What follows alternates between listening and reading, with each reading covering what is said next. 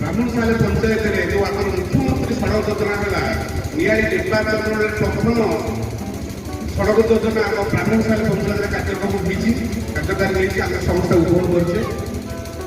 ବାତ୍ୟା ଆଶ୍ରୟସ୍ଥଳ ବଣ୍ଟାପଡ଼ା ନିଆଳି ବାରଙ୍ଗୀ ଯେଉଁ ବଳଦ ତିନୋଟି ଅଛି 39ଟା ପଞ୍ଚାୟତ ବାତ୍ୟା ଆଶ୍ରୟସ୍ଥଳ ପ୍ରଥମ କାର୍ଯ୍ୟକ୍ରମ ଆମ ବ୍ରାହ୍ମଣଶାଳୀରେ ଆରମ୍ଭ ହେଉଛି।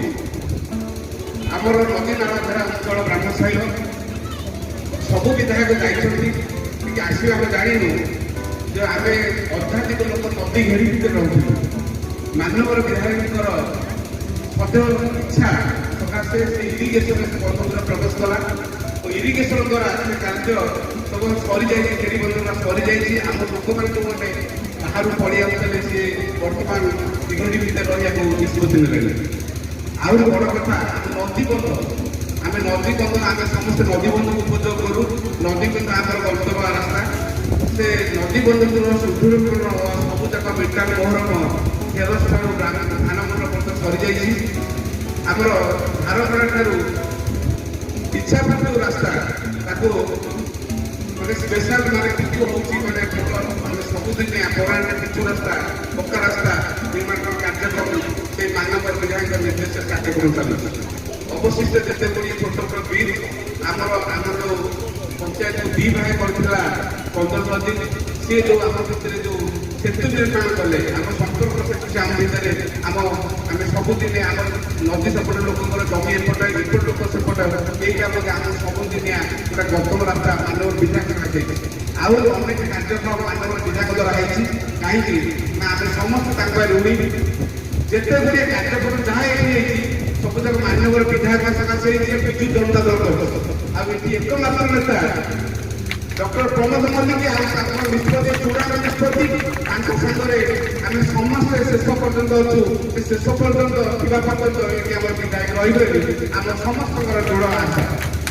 ମୁଁ ଏହାପରେ ସମସ୍ତଙ୍କର ଯେଉଁ ଆଶା ଯେ ମାନ୍ୟବର ବିଧାୟକ ଯେ ଆମ ପାଖକୁ ଆସୁଛନ୍ତି ଆମକୁ ଶୁଭେଚ୍ଛା ଜଣାଇବେ, ଆମକୁ ସ୍ୱାଗତ କରିବେ, ଆମ ସହିତ ମାନେ ଗେଟ୍ ଟୁଗେଦର ଏଇ ପରିପ୍ରେକ୍ଷୀରେ ସମସ୍ତେ ଅପେକ୍ଷା କରିଛନ୍ତି। ମୁଁ ମାନ୍ୟବର ବିଧାୟକଙ୍କୁ ଅନୁରୋଧ କରୁଛି ତାଙ୍କ ମୂଲ୍ୟବାନ ଅଭିଭାଷଣ ଆମ ପାଇଁ ରଖିବେ।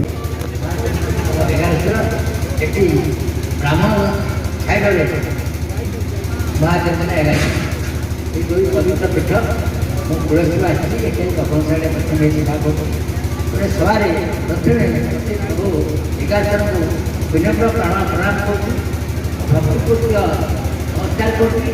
ଆଶା କରୁଛୁ ଆମକୁ ଆଶା ଓ ଆକାଂକ୍ଷା ରଖି এই କାର୍ଯ୍ୟ ଆଜି ଆରମ୍ଭ କରୁଛୁ।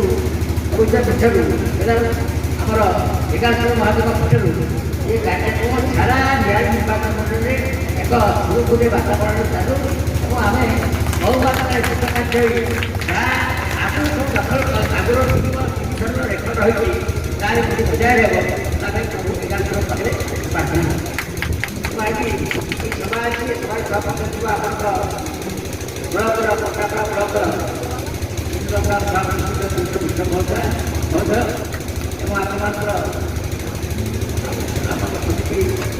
ଅଧ୍ୟକ୍ଷା ମହୋଦୟା ଏବଂ ମହିଳା ସଭାପତି ରାୟ ମହୋଦୟା ଏବଂ ଆପଣ କ୍ରୀଡ଼ା ପରିଷଦ ସଦସ୍ୟ ବସୁଧା ଦାସ ମହୋଦୟା ଏବଂ ବିଭିନ୍ନ ବ୍ୟକ୍ତିର ଅଛନ୍ତି ଏଠି ଆପଣଙ୍କର ପଞ୍ଚାୟତ ବ୍ଲକର ସଭାପତି ରଣାଥ ମହୋଦୟା ଏବଂ ଡକ୍ଟର ବାବୁ ଏବଂ ସମସ୍ତେ ମାନେ ଆସିଛନ୍ତି ସାମାଜିକ ବନ୍ଧୁଗଣ ଆଉ ପଞ୍ଚାୟତ ବଡ଼ ଗୁରୁଜନ ଛାତ୍ର ବନ୍ଧୁମାନେ ଏବଂ ସବୁଠୁ ବେଶୀ ଯେଉଁମାନେ ସମାଜ ମାତ୍ର ଯାହାଙ୍କ ବ୍ୟତୀତ ସଭା କେବେ କାର୍ଯ୍ୟ ହୁଏନି, ଯାହାଙ୍କୁ ଯେଉଁମାନଙ୍କ ଉପସ୍ଥିତି ଯୋଗୁଁ ସଭା ସାକ୍ଷା ଲାଗେ ସମାଜରେ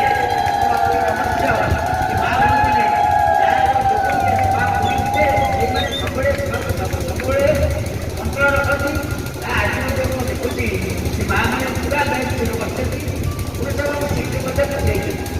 ତେଣୁ ଯେତେ ଧନ୍ୟବାଦ ଦେଲେ ମଧ୍ୟ ମୁଁ ଯଦି ଆମର ନେତୃତ୍ୱ ମାନର ମୁଖ୍ୟମନ୍ତ୍ରୀ 9 ମସିହାରେ ଯେଉଁ ନିର୍ବାଚନ ଖରାପ ହେଉ ତାଙ୍କର ଭାଷଣ, 14 ମସିହା ବେଳକୁ ତାଙ୍କର ଭାଷଣ, 19 ମସିହା ବେଳକୁ ଭାଷଣ, ନିର୍ବାଚନ ସରିଲା ପରେ ଫଳାଫଳ ଜଣାପଡ଼ିଲେ ସେ ଅତୀତରେ କହିଛନ୍ତି ମାଆ ମାନଙ୍କୁ ପ୍ରଣାମ କରୁଛି। ମାଆ ମାନଙ୍କ ଯୋଗୁଁ ଆମେ ଆଜି ଛାତରେ ବସୁ ଏବଂ ଆଉ ଥରେ ଏ ନାରୀ ଶକ୍ତିକୁ ପ୍ରଣାମ କରୁଛି ଏବଂ ମୁଖ୍ୟମନ୍ତ୍ରୀଙ୍କର ବାର୍ତ୍ତା ଅଛି ଆପଣମାନଙ୍କୁ ପୂରଣ କରିବେ ଏବଂ ଆପଣଙ୍କ ଯୋଗୁଁ ଆମେ ସବୁ ଗାଡ଼ିରେ ବସିବୁ ଏ ଆଶା ବାପା ରଖ